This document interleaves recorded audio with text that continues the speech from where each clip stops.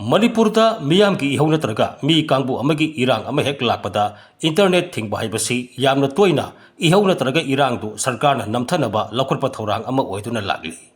Internet thingba haibasibu irang du laksin mangamba pambai ama oibra haibasi khana ningai oi. Internet sizinaraga leibak miyam gi mod sembayai. Maruaina social media gi platform sing asina leibak miyamna masa masana khanariba wakal sing phongdoknaba asina leibak miyam gi mod ama semgalakpada mateng yamna sauna pangi.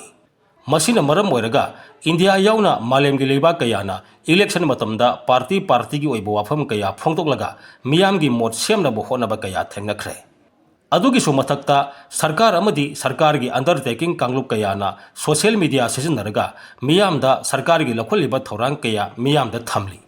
Masina miyamda sarkar gi oiba thorang singi matangda khangan bata natana miyam gi mod semba amadi khangbada asoba pambai ama oiribani.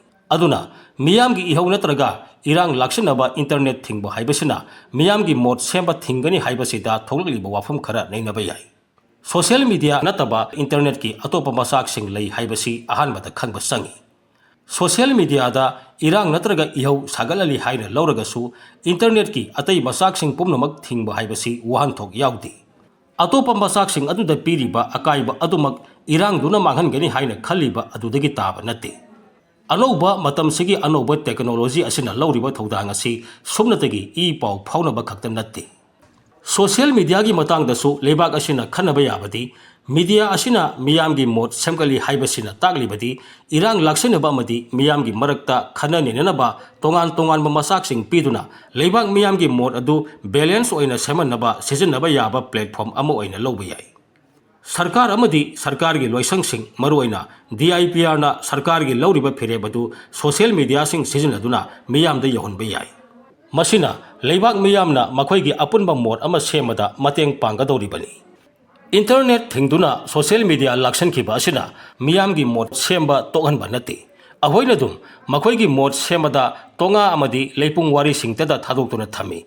Haibadi social media gi kuthangda thodok amagi pau natraga ngangna khiba wafam sing adugi asum sumda yengnabagi khutong saba lehende. Aduna tonga amadi leipung wari sing aduna hena maru oiba masak sing oirei. Sarkar gi loisang singna leibak miyamda sarkar gi phirep natraga sarkarna tawriba thabak amagi maram adu thamnaba pambai sing sejinaduna leibak miyamga sarkarga pau phaudokna bahona ga dabani.